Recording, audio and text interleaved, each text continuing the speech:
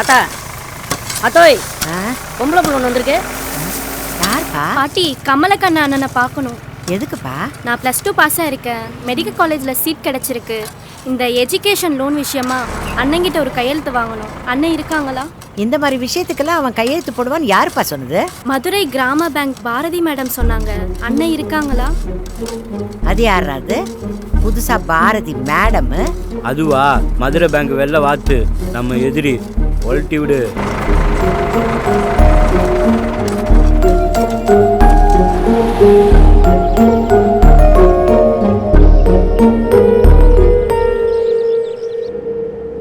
உன் பேர் என்னம்மா சொன்ன? வெண்மணிண்ண. வெண்மணி. பரீட்சையில் எத்தனை மார்க் எடுத்த? 1189ண்ண. Very good. வீட்டில் அப்பா அம்மா என்ன பண்ணுறாங்க? அப்பா வண்டி மாடு ஓட்டுறாரு, ஆத்தா களை எடுக்குதுண்ண. ஆமாம், மதுரை மெடிக்கல் காலேஜில் தானே சீட் கிடச்சிருக்கு? ஆமாண்ண, செமஸ்டர் ஃபீஸ்க்காக லோன் போடலான்னு மதுரை கிராம பேங்க் போயிருந்தேன். அங்கே தான் பாரதி மேடம் சொன்னாங்க நீங்கள் கையெழுத்து போட்டால் கிடைக்கும்னு. பாரதி மேடமா? சரி, இந்த நீட் எக்ஸாம்லாம் ரொம்ப கஷ்டமாச்சே, எப்படி படிச்ச? ஐயோ, அது பெரிய டார்ச்சர்ண்ண. நல்லா படிக்கிற 3-4 பிள்ளைங்க கூட இந்த நீட்டான ஃபெயிலாக போச்சுண்ண. எங்கள் அப்பா இருந்த காட்டை விற்று என்னை டியூஷன் அனுப்பி படிக்க வச்சாரு. நானும் உசுரை கொடுத்து படித்தேன், பாஸ் ஆயிட்டேன். சென்ட்ரல் போர்டு கேள்வியை இங்கே ஸ்டேட் போர்டு கொடுத்தா எப்படின்னா படிக்கிறது? படிக்காத புத்தகத்துலேருந்து கேள்வி கேட்டால் எப்படின்னா எழுதுறது? அப்போ இதுக்கு முன்னாடி டாக்டருக்கு படித்தவங்களா டாக்டர் இல்லையாண்ண? வெண்மணி, நான் உன்னை சொன்னால் தப்பாக நினச்சிக்காத. நீ பயங்கரமாக அரசியல் பேசுகிற. நீ பேசாமல் டாக்டர் படிக்கிறது பதிலாக வக்கீல் படிச்சேன்னு வச்சுக்கோ, உனக்கு ஒரு நல்ல எதிர்காலம் இருக்குது. இல்லைண்ண, இது என்னோட ஆம்பிஷன். ஆமாம், நீங்கள் என்ன படிச்சீங்க? நானும் உன்ன மாதிரி ப்ரொஃபஷனல் கோர்ஸ் தான்மா. ஆனால் என்ன, நம்ம நாட்டில் அதுக்கு வேலையும் கிடையாது, மரியாதையும் கிடையாது. மதுரை விவசாய கல்லூரியில் அக்ரி படித்தம்மா. ஓ, ஸோ ஒரே நேரத்தில் 2 எக்ஸாமுக்கு படித்து பாஸ் ஆயிருக்க. ரொம்ப டயர்டாக இருப்பிய. என்னென்ன பண்ணுறது? முதல்ல காலேஜ் நடத்தி ஆட்டி போட்டாங்க, இப்போ டியூஷன் நடத்தி ஆட்டி போட பார்க்குறீங்க. உண்மைதான்மா. கல்வி பாடத்திட்டத்தில் இவ்வளோ பிரிவுகளை வச்சுக்கிட்டு எக்ஸாமை மட்டும் ஒரே நேரத்தில் எழுதுங்கன்னு சொல்கிறது கொஞ்சம் கூட நியாயமே கிடையாது. இதெல்லாம் புரிய வேண்டியவங்களுக்கு புரியணும். ஏய், நீட்டுன்னா என்னப்பா? ஏய், தூங்குறவனு உசுப்பி நீட்டு மடக்குன்னுக்கிட்டு இருக்க. அதெல்லாம் படிப்பு சம்மந்தமான விஷயம்டா, பேசாமல் தூங்குடா. அப்போ உனக்கும் தெரியாதா? 8ஆம் கிளாஸில் அதெல்லாம் கிடையாதுடா, இப்போ தானே புதுசாக சேர்த்துருக்காங்க. ஓஹோ. இந்த கமலக்கண்ணனை நினச்சாலே ஆச்சரியமாக இருக்குது. நேற்று தான் அவரோட ஃபேஸ்புக் பார்த்தேன்.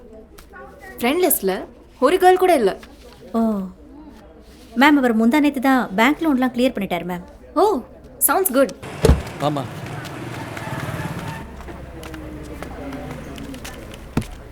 கண்ணன் சார், மேடம் சொன்னாங்க, அதை கொடுங்க.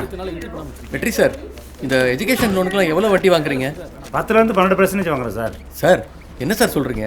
என் காருக்கே நான் 8% தான் சார் கட்டுறேன். என்ன சார் பண்ணுறது, பேங்க் ரூல்ஸ் அப்படி இருக்கே சார். வேணா கொடுங்க சார்.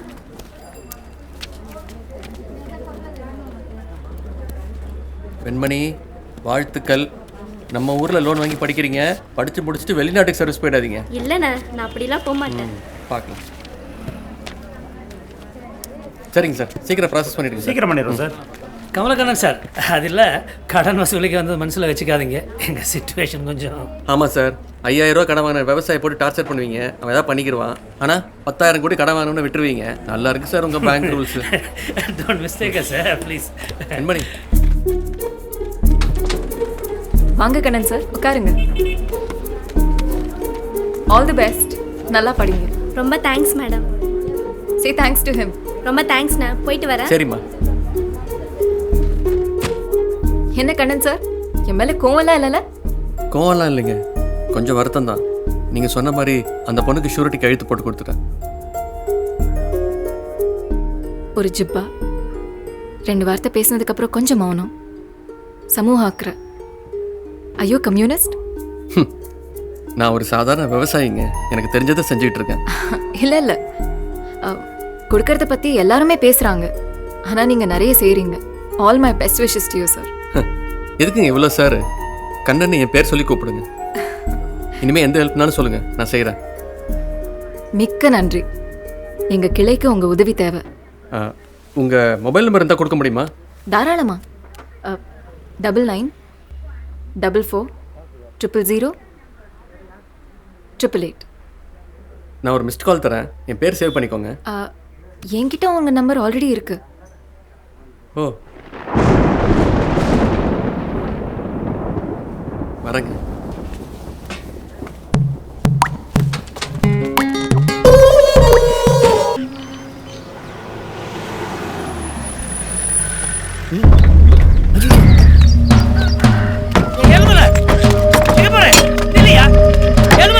மாமா கதவு தர. மாமா கதவு தரையா?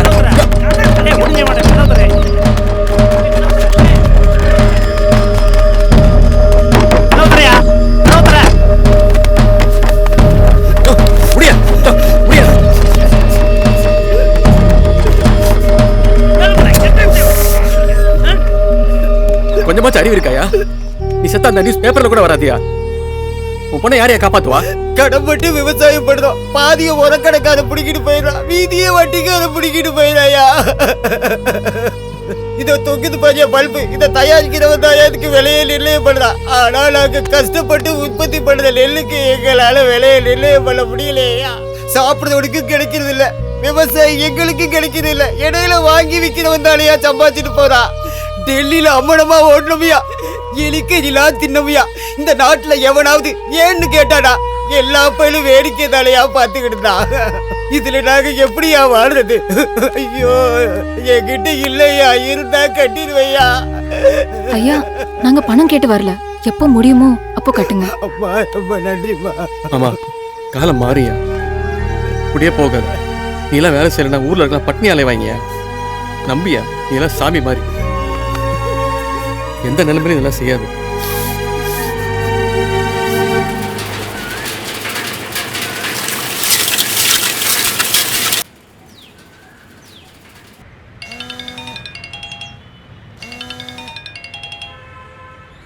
ஹலோ பாரதி, நான் கண்ணன் பேசுறேன், கமலக்கண்ணன். சொல்லுங்க கமலக்கண்ணன். நாளைக்கு காலையில் எங்கள் காலேஜில் ஓல்ட் ஸ்டூடெண்ட்ஸ் அலுமினை மீட்டு. நான் போகிறேன், நீங்கள் ஃப்ரீயாக இருந்தீங்கன்னா வர முடியுமா? நான் ஃப்ரீயாக தான் இருக்கேன், போகலாம். பட் ஒன் திங், உங்கள் வண்டியில் போகலாமா? நான் பேங்க் வண்டி பர்சனல் ஒர்க்கு யூஸ் பண்ணுறதில்ல. ஸோ அப்போது பாரதி இஸ் ஈக்குவல் டு நேர்மை, அப்படி தானே? ஆமாம், அப்படிதான்.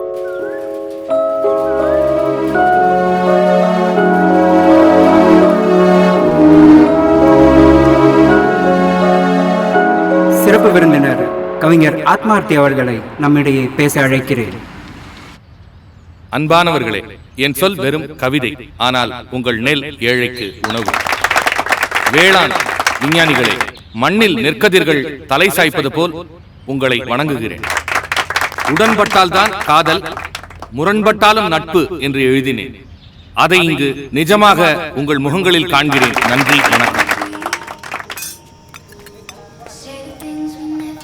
சார், பாரதி ப்ரொஃபஸர் இருக்காரு, பார்த்துட்டு வந்துடுறேன். வணக்கம், நான் அன்பன், கண்ணனோட ஃப்ரெண்டு. ஓ அப்படியா, உட்காருங்க. ஓ தேங்க்யூ. நியூ ஜெர்சியில் இருக்கேன். கண்ணன் எங்கள் பேட்ச்லே ரொம்ப டிஃப்ரெண்ட்டான ஆள்.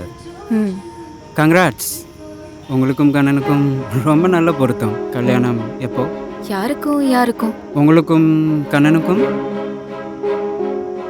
அப்படின்னு அவர் சொன்னாரா? என்னங்க, நானே பாதி பரப்பிட்டேன். கல்யாணத்துக்கு கூப்பிடாம இருந்துடாதீங்க. must be settling abroad, you know. சும்மா ஜிப்பாலாம் போட்டுக்கிட்டு இயற்கை விவசாயம்னு இங்கே திறமையை வேஸ்ட் பண்ணிட்டு இருக்கான். இல்லை, அவருடைய எளிமை, இந்த ஊரை நேசிக்கிறது, எல்லாருக்கும் உதவி செய்யறது, அதெல்லாம் எனக்கு பிடிச்ச விஷயங்கள். அதெல்லாம் மாறாமல் இப்படியே நல்லபடியாக பார்த்துப்பேன். போதுமா? Okay, good. ஓகே சார், நன்றி சார், வரேன். என்னடா டே கண்ணா, ஜாடிக்கு ஏற்ற முடி மச்சான். உன் மிஸ்ஸஸ்ஸு விட்டுறாத. All the best. மிஸ்ஸஸ்ஸா?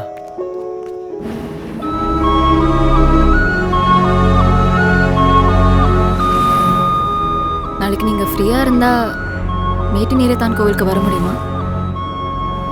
கண்டிப்பாக வரணுமா? கொஞ்சம் பேச வேண்டியது இருக்கு. ஓகே.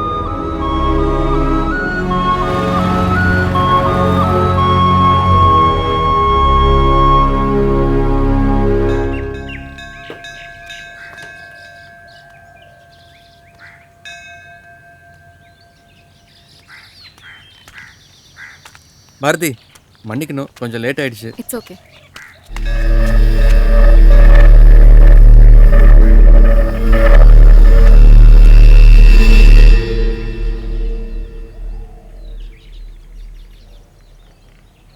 சொல்லுங்க. என்கிட்ட சொல்லியிருக்கலாம், நல்லா இருந்திருக்கும்.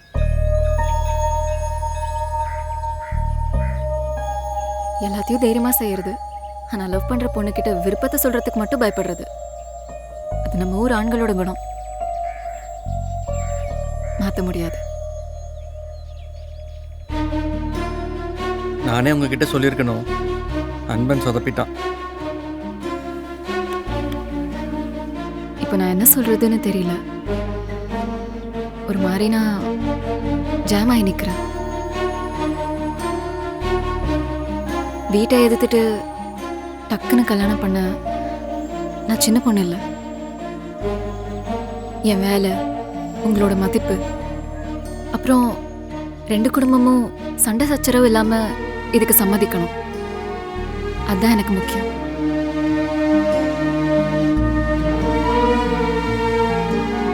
நீங்கள் வீட்டில் பேசுங்க.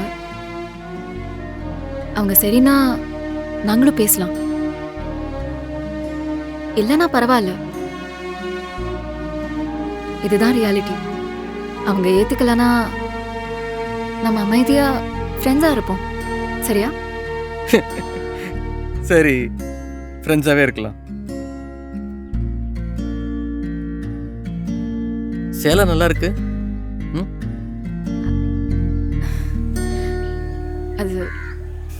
அது நான் கோஆப்டெக்ஸில் வாங்கினது. ஓ, கோஆப்டெக்ஸா? அப்போது உங்களுக்கும் என்ன மாதிரி இயற்கை மேலே ரொம்ப ஆர்வமோ? இல்லைங்க, எங்கள் ஆளுங்களில் முக்கால்வாசி பேர் கைத்தறி நெசவாளிங்க. ஒரு சேலை நெய்ய ஒரு நெசவாளி 20,000 தடவை கை கால் ஆட்டணும். அவங்களுக்காக தான் நான் இந்த சேலையை உடுத்துறேன். இந்த பேச்சில் நம்ம பேச்சை மறந்துடாதீங்க.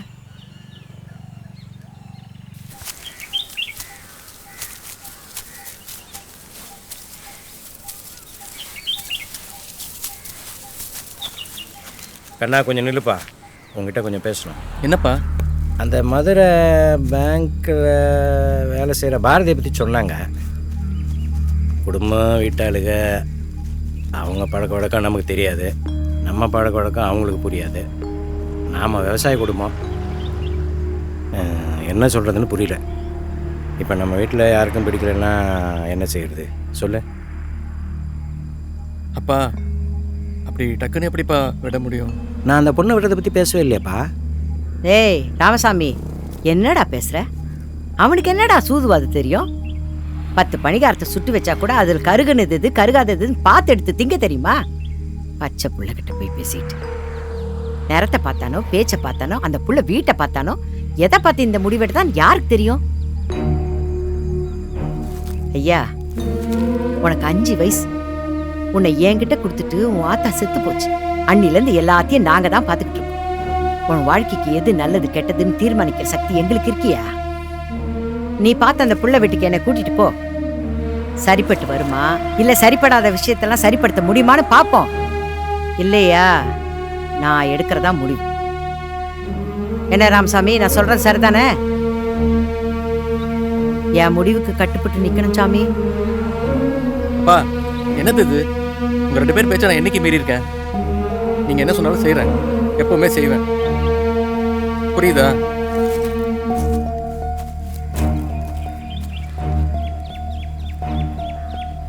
மதுரை கிராம வங்கியின் சார்பாக சிறந்த வாடிக்கையாளர் விருதை திரு கமலக்கண்ணன் அவர்களுக்கு தருவதில் நாங்கள் பெருமைப்படுகிறோம். பிறர்க்கு தான் வாங்கி தந்த கடனுதவியை எந்த பிரதிபலனும் பாராமல் தானே வங்கிக்கு திருப்பி கட்டியவர். விவசாய கல்லூரியில் படித்துவிட்டு தன் சொந்த ஊர்லேயே விவசாயம் பார்ப்பவர், பண்பாளர். இன்னும் இவரை பற்றி நிறைய சொல்லலாம்.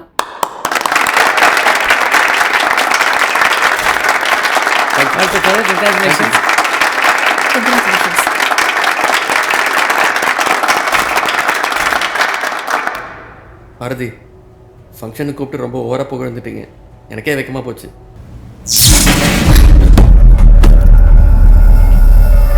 போயிடுச்சு.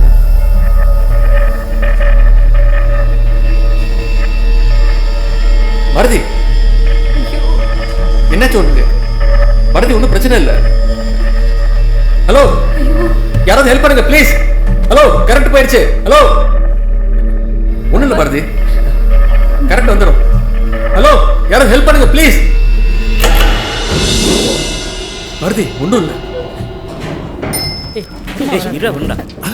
பாரதி அடி ஓகே.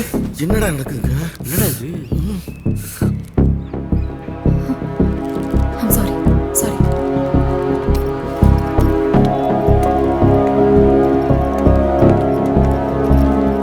டேய் கண்ணா, என்ன சப்பு நிறையன்னு பார்த்தா சப்பாத்தி மாதிரி ஒட்டிக்கிட்டு இருக்க? டேய் மரியாதையா பேசி பழகுடா, அது உங்க அண்ணி. இது அண்ணியா?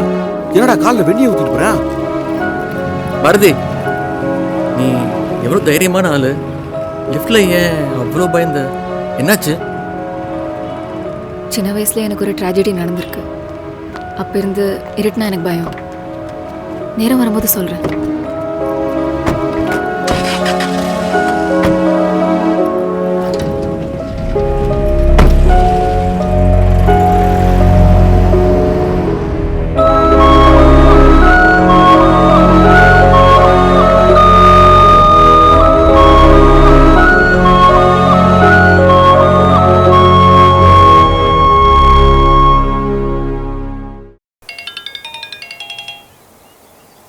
ஹலோ பாரதி, நானும் அப்பதான் உன்னை பார்க்கறதுக்காக வீட்டுக்கு வந்துட்டு இருக்கோம். ஓ, இப்போவே வரீங்களா? ஆமா. சரி வாங்க. சரி.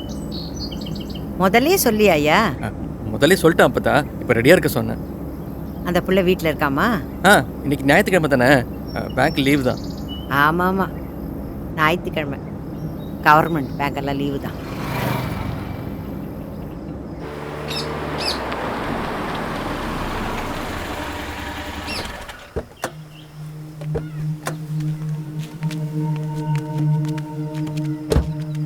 வாங்க கண்ணன். பாரதி அப்பதான். வணக்கம் பாட்டி.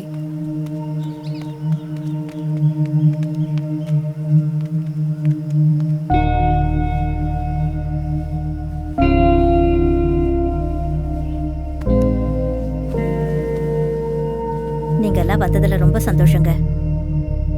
உட்காருங்க. இது என் தம்பி நரேஷ். மெக்கானிக்கல் இன்ஜினியரிங் படிச்சுட்டு இப்போ டிவிஎஸ்ல வேலை செய்யறாப்ல. ஹலோ, நான் கமலா அக்கா உங்களை பத்தி சொல்லியிருக்காங்க. ஓ, துஜி டீ கல்லியா? கண்ணா ஆப்ரேஷன் பண்ணியிருக்கீங்களாப்பா?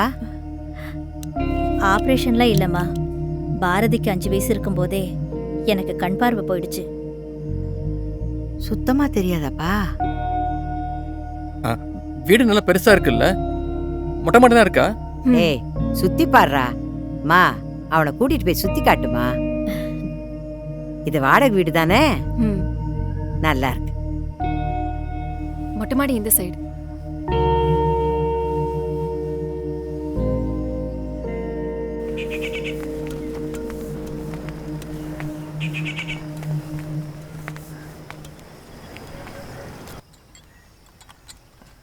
பாட்டி டீ சாப்பிடுங்க, ஜீனி போட்டிருக்கு, பரவாயில்லையா? கறி மீனெல்லாம் சாப்பிடுவீங்கல்ல? சாப்பிடுவோம்மா. இதுக்கு முன்னாடி எங்க வேலை பார்த்துச்சு உங்க பாப்பா? பாண்டிச்சேரியில. அப்ப எதுக்கு இங்க வந்தீங்க? பாப்பா கொஞ்சம் நேர்மை, ஸ்ட்ரெயிட் ஃபார்வர்ட். ரொம்ப கராரோ? கராரா இருந்தா எல்லா இடத்துலயும் வேலை செய்ய முடியாதுல்ல. என்னம்மா பண்றது, சின்ன வயசுல இருந்தே அவ அப்படித்தான். நியாயம்னா நியாயம், தப்புன்னா தப்பு. எங்கேயாச்சும் நிரந்தரமா வேலை பார்க்குமா? அப்படி சொல்ல முடியாது, எங்க வேணாலும் எப்ப வேணாலும் மாத்துவாங்க. உங்க அம்மாவை பார்த்ததுக்கு அப்புறம் தாங்க தெரியுது, அன்னைக்கு நீங்க லிஃப்ட்ல கரண்ட் கட் ஆகும்போது ஏன் அவ்வளோ பயந்தீங்கன்னு. இருட்டுனா எனக்கு ரொம்ப பயம். அம்மாவுக்கு லைட் பற்றி கான்ஷியஸ்னஸே கிடையாது. சின்ன வயசில் என்னை ரொம்ப நேரம் தனியாக இருட்டில் விட்டுட்டு போயிடுவாங்க. ஸோ அப்போ இருந்து எனக்கு இருட்டுனா அலர்ஜி. சாரிங்க. அதெல்லாம் ஒன்றும் இல்லைங்க. இப்போ உங்கள் பாட்டி எங்கள் அம்மா கிட்ட என்ன கேட்டுட்டு இருப்பாங்க சொல்லுங்கள்? ஏங்க, கீழே எங்கள் அப்பா தான் உங்கள் அம்மா கிட்ட கேள்வி கேட்குது, மேலே நீங்கள் என்ன கேள்வி கேட்குறீங்க? நீங்களே பதிலையும் சொல்லிடுங்க. நாங்கள் என்ன ஜாதின்னு கேட்டுட்டு இருப்பாங்க. அது எப்படிங்க கரெக்டாக சொல்கிறீங்க? இந்த பெரியவங்களை பற்றி தெரியாதா என்ன? கேட்டால் கேட்டு போதுங்க, நமக்கு அதெல்லாம் ஒரு தடையா?